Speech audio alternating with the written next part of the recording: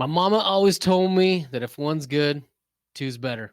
Stick around. We're talking about having multiple policies, if one or two is better or not. So enjoy this episode. Take care. If you're an investor or want to be an investor and you're looking to create passive income that exceeds your monthly expenses, then this is the podcast for you. Here on the Infinite Wealth Podcast, we combine the philosophies of Robert Kiyosaki's Rich Dad Poor Dad along with Nelson Nash's infinite banking concept. Welcome to the Infinite Wealth Podcast. I'm Cameron Christensen along with our co-host Anthony Faso, and today we've got something special for you. Today we're talking about whether or not multiple policies are beneficial Or not. or not. Exactly. And let me give you guys a little bit of background. The reason that we're talking about this is because I was sitting in my office last week and Anthony came knocking at my door asking for some help. Asking for help for policy design. And so that's where this came from. And so, Anthony, I appreciate you coming in, always looking for help.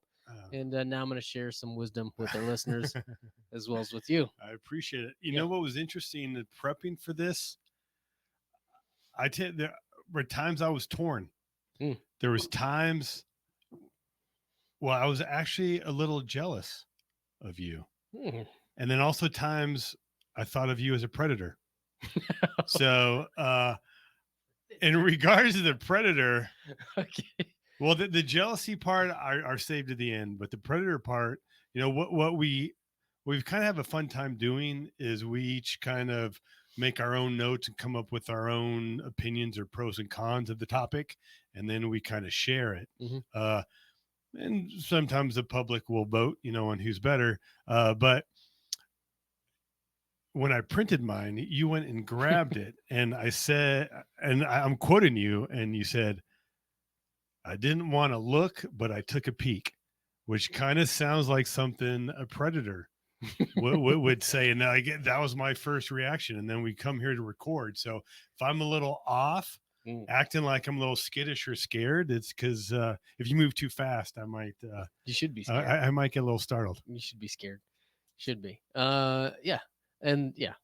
Great. Thank you. You're welcome for that. Anthony, multiple policies, good, the bad, thoughts. I was trying to actually get out ahead of you. I figured you had a joke for me. So I was trying to get one in there before smart. You did. Yeah, smart, exactly. Smart. Yeah. Anthony, you want to touch on anything before we dive into pros and cons? No. Okay. All right, let's go. Anthony, let's start off with the negatives. Finish on a high note. Anthony, what is one negative that you have come up with in regards to having multiple policies? I would say one of the disadvantages of having multiple policies is one is easier to manage than 15.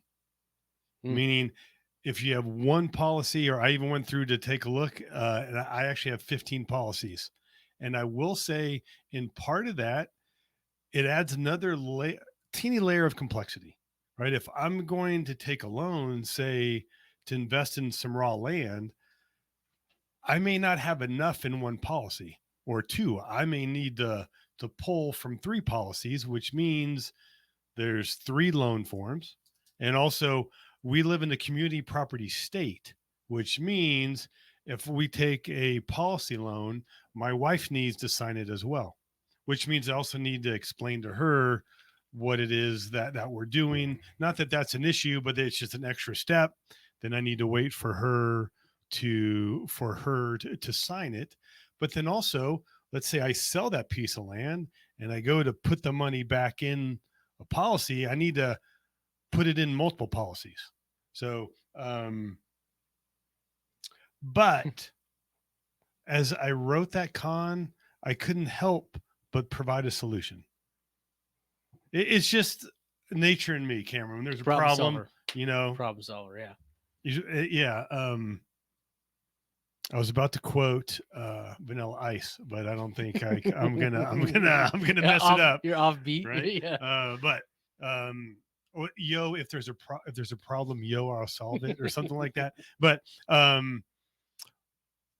having multiple policies can easily be managed with what we call a life equity line of credit, which we haven't talked too much lately. And I don't know if we might talk a little bit now, but if you have multiple policies, having that line of credit allows you to combine all of the policies into one line of credit, thus one loan coming out and one loan repayment coming in. So Cam, what did you have any cons? I do. I've got the same ones. I'm going to clarify here, Anthony. Yeah. When we're talking multiple policies, are we talking about someone getting multiple policies on themselves, multiple policies on family? What are we discussing? I think we could frame this a little bit better before we move forward. I think that is a really good point to clarify what we're talking about. It sounds like a smart idea. Yeah. Yeah. Um, I think really what had triggered this question was really multiple policies on one person, Okay. right? Is that how you? Yeah. Yes. Yes and no. Okay. But that makes sense. As far as the cons that I had listed, I had two big ones listed, but essentially they're the same. One is I called it policy management. Mm-hmm. Having multiple policies is a burden trying to manage those over the course of a year. And then also, too, if you have them at different companies, right? Sometimes you got to log in to go in and look at cash values. You got to log in to this company, right? Sometimes you have issues with that. And then also the loan administration side to it is, again, if you take a larger loan and you've got multiple policies across multiple companies, that can be a burden as well. What I would say is that your advisor, your coach, they should be there to help you with that. I had a client call in today and we talked about taking a loan and we looked at the cash values and I said, hey, man, I'm here to help you. I can request a loan up to 50,000 with this carrier on your behalf. So when you're ready to do that, send us a quick email. We'll get that process for you. So you should have some help doing that. That should not fall completely entirely on the client. But those are the two big ones that came to mind. I did that. That was about the only con I know that I had. I was surprised. I have a few advantages. Cam, you want to share your advantages? Yeah. So I approached it as if somebody, right, when I started a policy or policies, I started with two policies when I got going, and I could have put one policy on myself. My choice was to split that up between me and my wife. And so that was one of the pros that I had, is that when you do that, you're distributing the death benefit amongst multiple individuals. And so I saw that as a big benefit. When you've got to pay a premium, having that coverage on multiple individuals is going to be huge. Additionally, and what I said ideally is that if you could spread that death benefit out, not only amongst individuals, but also generationally, that, in my opinion, would be best case scenario.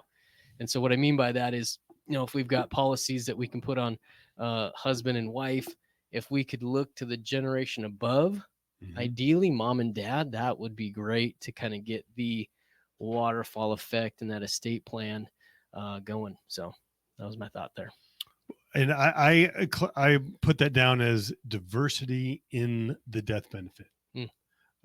I'm a big fan of having policies on, if you're married, to have it on your spouse. Even, and I know a lot of times people might say, well, most time there's one spouse that makes majority of the money, and then there's maybe the non-working spouse.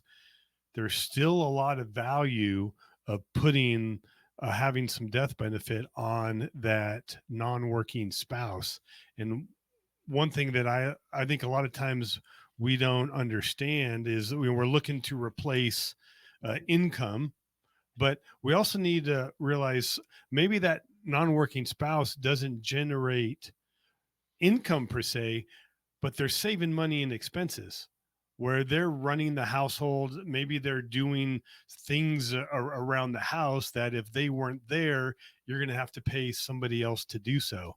So when somebody passes away, particularly a family member, we don't want to have a financial advantage per se, or like a windfall, or I don't know what I'm trying to say. We're not looking to get rich in that regard. We're looking to remain whole. Exactly. Thank you, Cameron. And we don't want to incur potentially additional expenses. So this death benefit can help with those additional expenses. And also, one thing people often don't realize is there's a big difference particularly when you have a working spouse and a non-working spouse, is there's a lot of tax advantages when you're married, because you're in essence your uh, standard deduction is double, and basically the tax brackets that you do incur are almost cut in half. So when that non-working spouse were to pass away, maybe they're not generating income, uh, but also now you're not filing jointly, you're now potentially single, which means you're going to be in a much higher tax bracket. So having that death benefit on that non-working spouse can be a benefit. And also, maybe we could get that. I like how you'd mentioned in the family members. We could also do that on non-family members.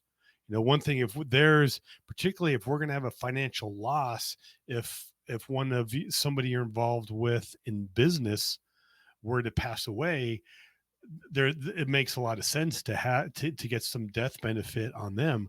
Just kind of like with us, we have policies on each other. For one, we want to walk the walk, right? We're telling people to get policies on key employees, but also something were to happen to you, Cam, like that's going to jeopardize the business, right? Who else am I going to pick on? Where am I going to get tips on hair care? I mean, so uh, having multiple policies allow us to have that diversity of death benefit. Great points, Anthony. What I would add there is I just went through this is that I just had a husband and wife come in. They asked, let me say this, I gave a recommendation on how we should move forward in underwriting. Mm-hmm. And my recommendation is that we start underwriting on both of them. They chose not to. Mm-hmm. We got in underwriting with the husband and he came back as a decline. And so now we're starting underwriting all over again, probably 3 to 4 weeks down the road on the spouse. And so that would be an element. If you guys are out there considering whether to do one or the other, I would recommend you start both. So awesome. Anthony, throwing it to you, man. What do you got for pros? Another advantage of having multiple policies is you can assign different jobs to each one of those policies. For example, I have a policy or policies that I use. This is more of my investment policies. These are what I'm going to use to leverage against to invest. And then I have other policies that are more of my personal policies. These will be policies that I leverage for more personal needs, maybe a home improvement, or there's some large repairs, or if I did want to finance something that was personal. And the main reason that I keep those separate is because if I take a policy loan and use it to create income, like buying a rental property, that interest is tax deductible. But if I use that same loan to buy a house that's maybe for personal use, that's not creating taxable income, that interest is not tax deductible. So if you have one policy, to make the deduction, you're going to have to manually keep track and allocate the interest between the uses. However, if you have separate policies that are only used for business or personal, it makes that on what is deductible much easier. And then finally, I have a policy that this is my reserve policy, meaning I think we need to have a reserve fund or emergency fund. I like reserve, to me sounds a little bit more positive than an emergency. Yeah. Right. But I want to have a pile of cash that if something happens, that I know that I can tap into, that is safe and liquid, that can help me pay my monthly expenses for a period of time. The question is, well, where's the best place to store your reserve fund? And I would highly argue the best place to do that would be inside a high cash value life insurance policy. And what I decided to do is we have a couple different designs, but we have one that's called a one and done. Because we're very creative, but you make one deposit and you're done. There's no more in there. So this is one policy. I don't have to contribute anything to it if I want to. It's safe, secure, and it's going to grow every year, because that's the only job I assign that policy. When I'm reviewing my policies on how much capital I have to invest, that one is not even on there. just kind of out of sight, out of mind. Great point. I had similar. I have the purpose of your policy. You made a lot of really good points. What I would add to that is maybe just this thought is that I've got clients that will do this, having one policy assigned towards or being funded through a bonus. So you were talking about having it assigned based Mm-hmm. upon the intention. Mm-hmm. I was thinking of having a policy assigned based upon the income that comes in and at what time. And so if somebody gets a bonus at the end of the year, maybe you start a policy that is assigned specifically to receive that bonus annually. So great points. The other thing I would add, as far as a pro to having multiple policies, is consider having multiple companies. Oftentimes when clients will come in is we're going to start with something that's comfortable and easy for them to get started, and we'll start with a policy, and usually the way that they want to fund that first one is going to dictate which company to go with. Mm-hmm. Right, companies have different sweet spots, and so that's where we'll start when they come back. And most clients are starting their second policy usually 12 to 24 months later. We're going to look at, and oftentimes I'll recommend that they consider an alternative company with that second policy. And so it's not that one company is better or worse than the other. It's just that I'm a fan of having more options than less. And so companies react or perform differently over the years. They have different loan rates, they have different funding capacities on PUAs. And so we'd like to have more options than less in regards to that. So spreading the policies and your premiums out amongst companies, absolutely a benefit. Great point. Anthony, what do you got? Anything? I would say another advantage of having multiple policies, it provides some more options for if your financial picture were to change. Meaning, if you have one policy, whatever the premiums are, let's say something real negative happens that's going to be permanent. Yeah. Like maybe you had a high income job, and then that just turned into a low income job, right? But you have these policies that were based on a higher income. If you have multiple policies, it's going to give you a few more options. And what I mean by that is if you're unable to maintain the premiums, now if you have one policy, it's kind of almost one or none. Like you got to make that required premium. If you have two policies, maybe if you can't keep both of them, maybe you could just keep one of them. So that other one you could cash in, you could sell, or also there's an option which is called a reduce paid up, which just basically means we turn off premiums. So you no longer can you fund the policy, but it has cash value, and it will continue to grow. So the that gives you some options if something negative happens and you need to drastically change your premiums. Yeah, I'll piggyback on that. And same thing as I had listed, I just called it premium management. Mm-hmm. Right, over the course of a year, you got premiums that come due. If you've got multiple policies over the course of a year, right, you don't have that burden of having one big premium to pay. You can spread that out, and oftentimes with the flexibility of PUA, right, you've got windfalls that come in over different course of the year, so you can backfill and do those things. So I like what you said there as far as just having the option to pay premiums at different times over the course of a year. Awesome. Fassa, what else you got, man? Anything? You don't have any more? Well, I have one more. Okay. It seems to be a common theme. Wait, I'm only on page 1. You're done? You're done? Another advantage having multiple policies that it can spread out if you're making annual premiums. Now, if the podcast we did a little bit ago, which I think was the pros and cons of funding a Kickstart, I did mention there. I'm not such a fan of an annual premium for most situations. And the reason why I say that, if let's say you have 20 grand, or let's use a round number so I can easily divide and you can follow. Let's say we have a policy that's $2,000 a month. Okay. Or I'm sorry, because I'm going annually. Mm, Okay. It's 24 grand a year, mm, right? So you fund the 24 grand, but in 12 months, we need to come up with another 24 grand. So what we're typically going to do is set aside 2 grand into somebody else's bank to store it. The problem with using somebody else's bank is when it's not as safe. And I don't mean just of something negative happening to the bank, but I mean something you could potentially use those funds for something else. Then your premium comes due and you're like, oh, I don't have the money because it's doing something else. What I typically would provide an option is what maybe we do a kickstart of 24 grand.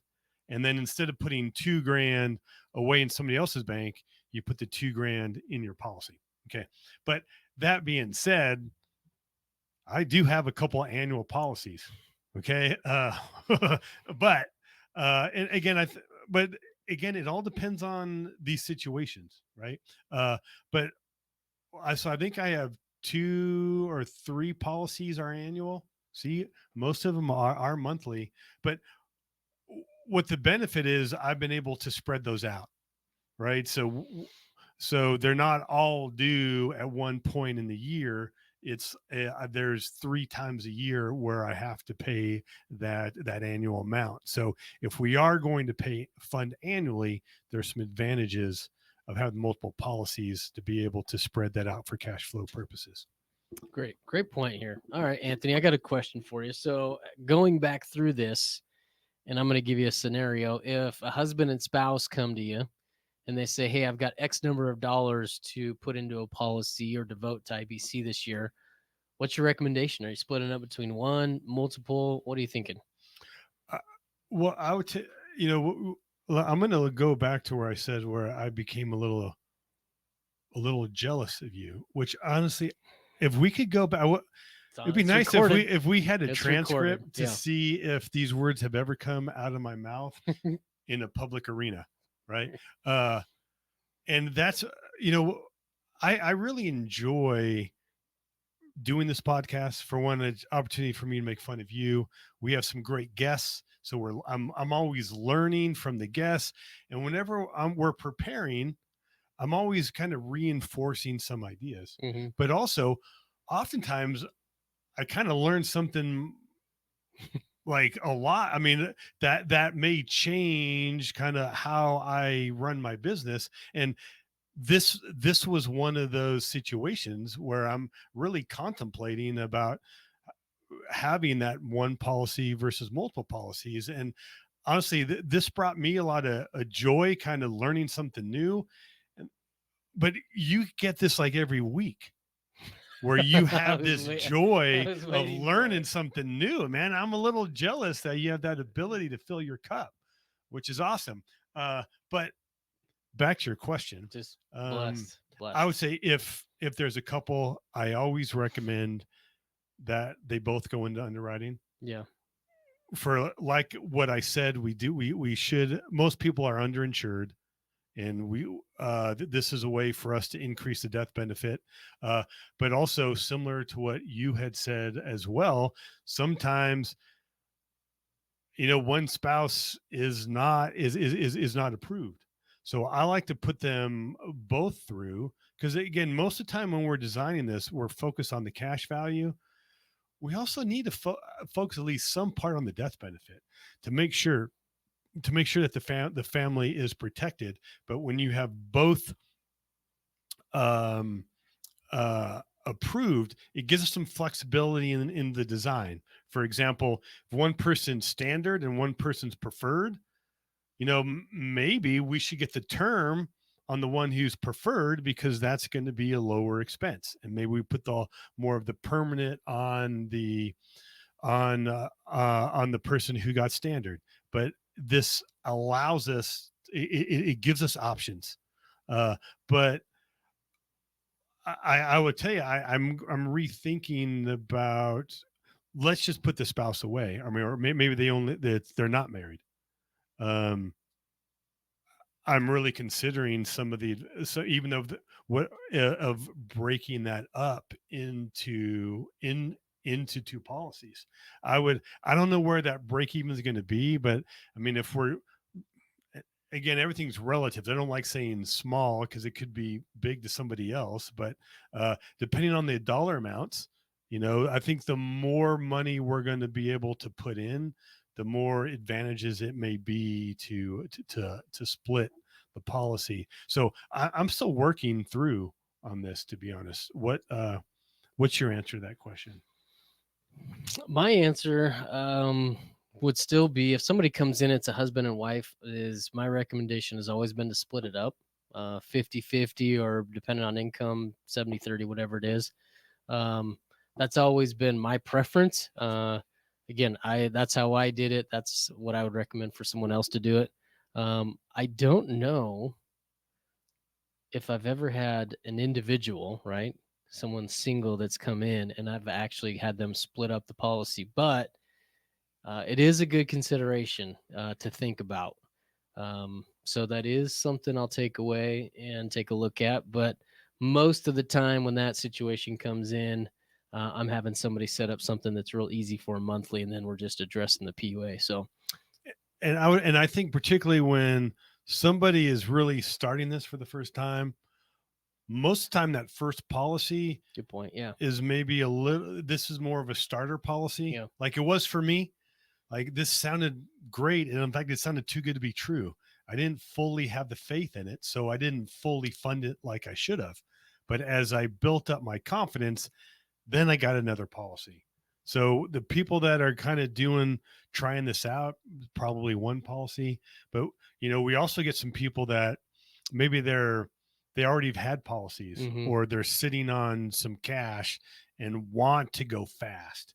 I could see that being an advantage of having the multiple policies. yeah. Well said.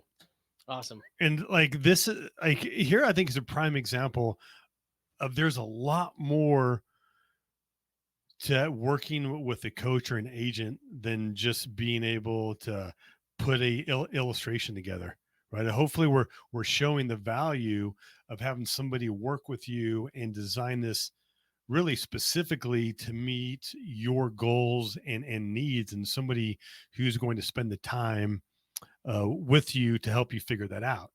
And if you're on the fence, kind of want to learn more, best next step would be is get on a discovery call. You get on the Camera Eyes calendar, and we're kind of talk this through, answer your questions of infinite banking, see if you're a good fit. And if you are, we're talk about what the best ways to get you educated. So link for that will be in the show notes. Guys, today we covered the pros and cons of having multiple policies. Hopefully we gave you a little something to think about. And again, like Anthony said, if you guys have questions, feel free to reach out. We'd love to discuss infinite banking and strategies that might work for you. Take care. Go make it a fantastic day. If you like this video, I know you'll like this one. And if you want to learn how investors use infinite banking to increase their returns and lower their taxes, check this out. And if you have some questions and want to see if infinite banking is for you, hop on a discovery call with us. Link for that will be in the description.